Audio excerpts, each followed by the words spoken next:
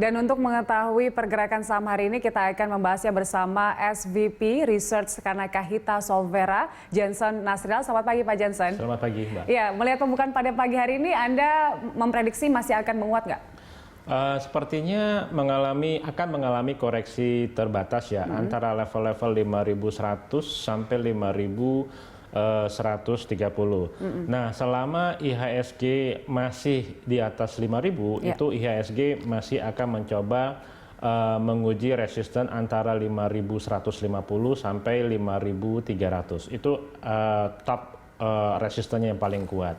Nah, hanya saja penguatannya ini selama 1 bulan itu agak ditahan-tahan ya. Jadi kalau mau lewat 5.200 sangat sulit gitu ya. Ya itu juga memang tidak begitu mengherankan sekali karena kenaikan IHSG dari Maret low itu, rendah-rendahnya Maret itu sampai penutupan kemarin itu sudah hampir mencapai gain kurang lebih 35%. Jadi gainnya cukup luar biasa.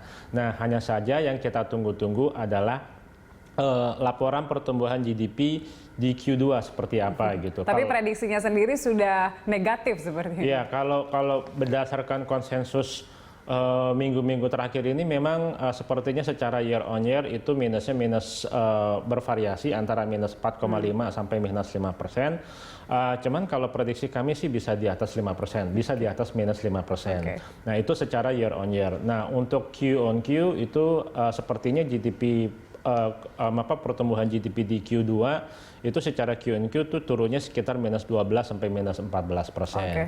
Dan juga tidak menutup kemungkinan sepertinya Q3 itu juga masih minus. Tapi minusnya tidak akan separah Q2. Jadi minusnya mungkin antara kisaran minus 1,5 sampai minus 2%. Jadi kalau berdasarkan definisi resesi adalah 2 kuartal berturut-turut. Jadi sepertinya Indonesia akan memasuki masa resesi untuk 2 kuartal ke depan, Q2 dan Q3. Sebelum Q4 akan mulai recover lagi di pertumbuhan positif sekitar 2,2% sampai 2%. Artinya sekarang indeks kita belum kelihatan nih dampaknya ya?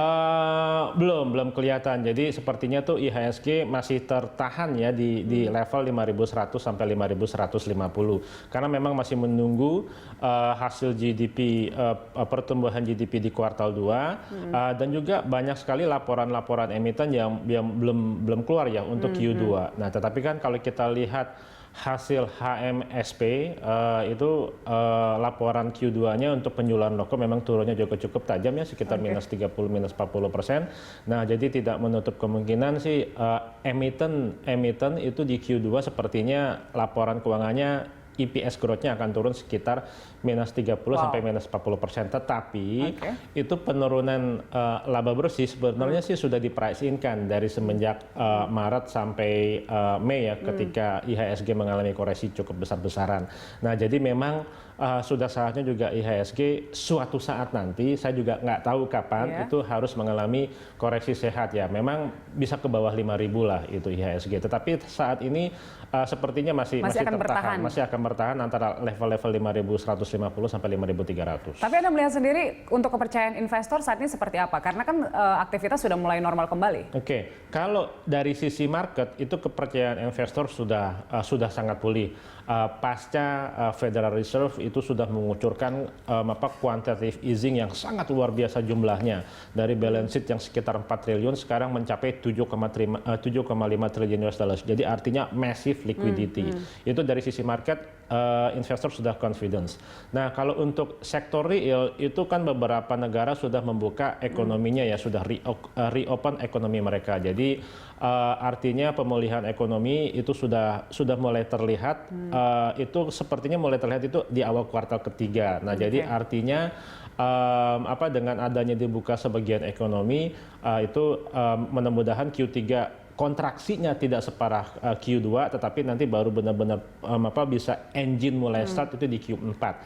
Dengan catatan kasus kenaikan positif COVID ini itu sudah mencapai peak dan sudah mengalami declining rate, penurunan. Nah, permasalahannya tadi malam itu jobless claim di US itu naik lagi dari 1,3 juta orang ke 1,4 juta orang per minggu. Jadi dengan adanya kenaikan klaim pengangguran di US itu juga yang membuat market hening sejenak dulu, mendigest datanya, apakah kenaikan klaim pengangguran ini akan sifat permanen untuk beberapa minggu ke depan atau tidak, ataukah nanti akan flattish. Nah itu yang membuat IHSG dan juga termasuk regional market itu resistennya masih tertahan di level-level sekarang. Kita harapkan sih memang kuartal 3 sudah mulai reda begitu. Dengan begitu juga artinya ada titik terang terkait dengan vaksin juga ya, Pak Jansen. Nah, kalau terkait dengan penemuan vaksin nih kan isu-isunya sudah ada beberapa perusahaan yang ingin mengeluarkan nantinya di awal tahun ya, ada Kalbe Farma, kemudian Kimia Farma, ada Indofarma juga saat ini sudah 3 hari terkena auto reject ini karena ada isu seperti ini.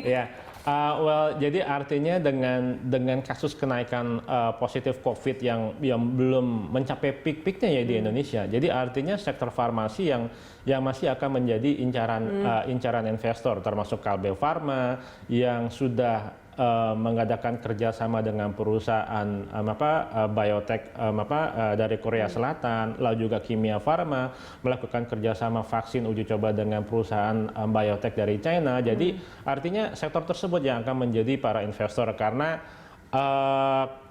memang kasus kenaikan positif itu masih belum mencapai peak. Jadi investor akan mencari sektor mana yang akan EPS growth-nya, laba bersihnya itu akan bertahan di kuartal-kuartal berikutnya. Setidaknya untuk farmasi akan bertahan berapa lama? Apakah sudah bisa akumulasi saat ini? Boleh kalau untuk akumulasi, tetapi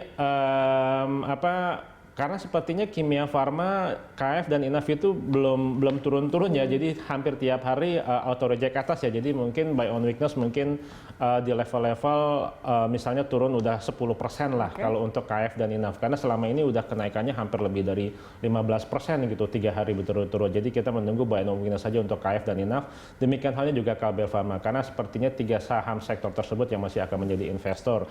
Jangan lupa saham-saham seperti berbasis basic industri seperti poultry itu juga boleh menjadi incaran investor, seperti Charoen Pokpan, Cepin di level-level antara 6.000 sampai 6.050, lalu juga Japfa Comfit di level-level area 1.100 sampai 1.140, karena biasanya dengan pandemik kasus positif ini yang masih belum mencapai peaknya, artinya consumer akan mengerem spending gitu ya. Jadi artinya yang biasanya konsum beef misalnya jadi akan konsum chicken yang per kapita kalorinya lebih rendah dibandingkan dengan konsumsi beef. Kalau gitu. perbankan menurut Anda saat ini seperti apa? Sepertinya sektor perbankan sudah mengalami kenaikan yang cukup signifikan. Jadi akan flattish sampai